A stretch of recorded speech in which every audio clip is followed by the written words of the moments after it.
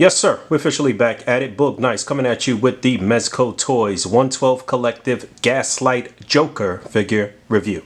Let's do it. This ain't for no scalper. You a scalper? Then fuck out shit.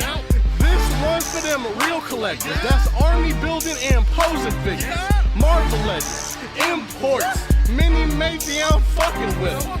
Hype beast, we know about you. Stay buying figs, don't know about it. There's a quick side view of the box. It's the same on the left and the right flap. The front and the back is the same. Pretty much just all black with kind of gold lettering. Box is the same size as the MDX Joker. Alright, here we go. The Joker Gotham by Gaslight version. This is our first figure, our first character in this sort of reimagining of a kind of old school Gotham City. We did get the tease and the solicits for Batman first, but we got the actual figure in hand of Joker before Batman. I do like the idea of expanding on Batman's rogues, and being that I passed up on the Batman, the pre-order for this Batman that would be paired up with this Joker, I also passed up on Joker. However, I was able to grab this guy from my boy Fabio, and so thanks to him I'm able to bring you a review. So this is how he came straight out of the package, with the two fists with blood on his fingertips. The head sculpt here looks pretty good. Another thing to note is that he's got ha kind of etched into the left hand here. I saw somebody make a comment about how they didn't like it just because of that, but the head sculpt here looks pretty good. I like it. Somebody also made a comment that the head looked kind of big when I showed him off on Instagram this morning, and it does look a little on the large side. We'll see how it looks when we get this jacket off, but yeah, the sort of burgundy kind of like suede material jacket here, nicely tailored, looks pretty good. And I should note that there are no double jointed elbows. Let me get that out of the way right now. Although it is probably just slightly more than 90 degrees, it is a decent bend. Mezco's really got to stop this with non-double jointed elbows on figures. But yeah, just looking at them here, I do like the colors. I do like the tailoring. Like I said, burgundy coat, green tie, green pants, black boots. You know, it's got that sort of kind of rustic, sort of old school look. Again, I do think they did a really good job on this head sculpt. Actually gonna look at a few of his other accessories before I take the coat off and start swapping the hands and stuff, just to kind of complete this look. But he does come with this green kind of top hat, and that fits on his head with no issue. That looks good. He's also got a pair of shades, pair of glasses with the black frames and the green lenses. And if you look closely, you can see the arms of the glasses kind of do fit around his ears, so that's realistic, that's authentic. I like that. Here's a good look at that whole ensemble together. Obviously you have a lot of options however you want to finesse this. That's the great thing about Mezco figures and the soft goods and, you know, the accessories. They photograph very nicely. It's all about the realism, the authenticity with me. So you can pop the hands off, and those are working pockets here on his coat, and you can just kind of put his hands in the pockets. That looks real natural. And then in terms of other interchangeable hands, he has an additional left hand with the pointer finger extended. He's got a couple of hands for holding some more of his accessories, probably to hold some of the knives and things like that. A right one that's cupped and the fingers are kind of touching, and this left one is also cupped, but the thumb is not really touching the rest of the fingers here. I'll double back to these when needed. And this looks like another set for holding, a right hand where the thumb is not quite touching the pointer finger. Looks like the middle finger and the ring finger are separated a little bit, and then a left hand here that is kind of cupped. Again, I think this will be utilized to hold one of his knives or one of his tools. And he's got a couple of hands that are almost like jazz hands. These are really expressive. Obviously the Joker is a very expressive animated dude, so you know, the more hands the better to kind of relay whatever you want to relay in your pictures and your displays and what have you. And then his final two hands are not really opposing hands. They're not a set. They're two more left hands. So you got this one here where it looks like he's doing like a hand puppet or something, but again, I'm sure this can be utilized to hold one of his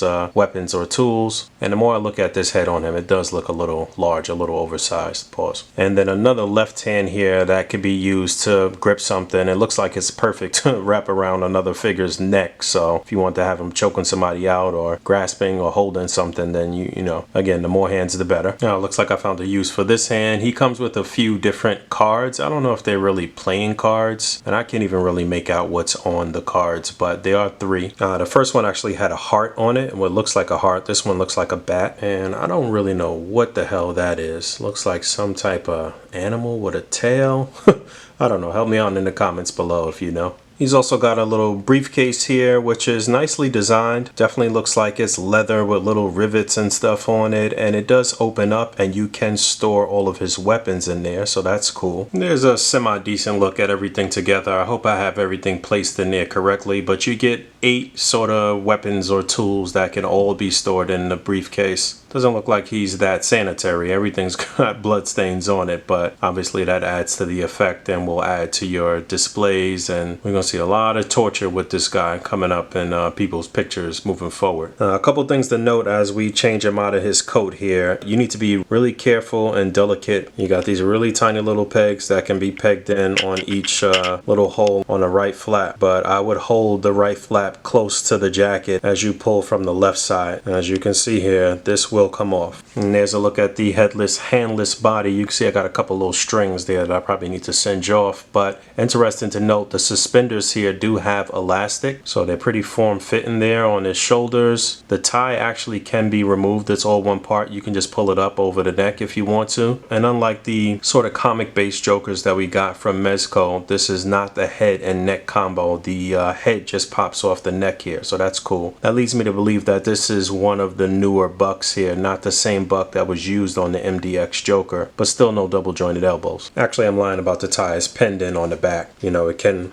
move, but it won't come off. And then his final 3 accessories actually are this interchangeable head, which is a neutral look. You know, he came out of the package with the smiling look. He's also got this smock. You can slip it over his head and it'll wrap right around his neck there, and then you need to tie it in the back, but you can see that it's brown. There's some blood stains and stuff on it. He's also packed in with this. I'm not going to open this, but I think it's like cloth or something to lay down, like to lay his tools and stuff down on. I'm not 100% sure on that. You guys let me know in the comments if you know. And there you go, that kind of completes that look. So you can tie the smock in the back. It fits with no problem. I wouldn't really tie it too tight. You don't want to damage those tassels or what have you on the back. There he is holding one of his weapons or his tools here. I would have liked them to include some hands that maybe weren't bloody, but overall this is actually a really cool figure. It seems like it's a lot of fun factor here. It's nicely detailed, nicely tailored, cool accessories, probably going to pair really nicely with that Batman. Again, this is one that I passed up on, but it is one that I would actually recommend. Only other accessory I didn't go over is the stand. All Mezco figures come with a stand. I never showed a stand. Now, I didn't really go over the articulation, but the head and neck articulation is okay. You can get him to look left and right and pivot. That's good. I wish he could look down a bit more. The torso articulation is good. He does get ab articulation. You can see him kind of crunching forward a little bit here. You can see that I rolled up his sleeve on the right arm there. There are double jointed knees, upper thigh swivel, what probably is like a T-joint at the pelvis. Mezco still needs to work on their lower foot articulation, but he does get a hinge and a pivot on both feet. Now, my gripes with the figure are I don't really like how any of the hands kind of interchange. They didn't really snap on the peg as nicely as I would like. A few little strings and stuff that you saw. I do think that the head is a little oversized, but other than that, I think it's a pretty solid offering here from Mezco. So if he's still available, I would say yeah, pick it up if you want to kind of dive into this world of Batman. If they are going to explore more of Batman's rogues with these sort of looks, then I would say yeah, go for it. All right, thanks for hanging out. As always, rate, comment, and subscribe.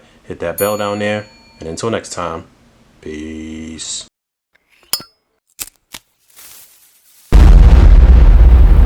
That's crispy.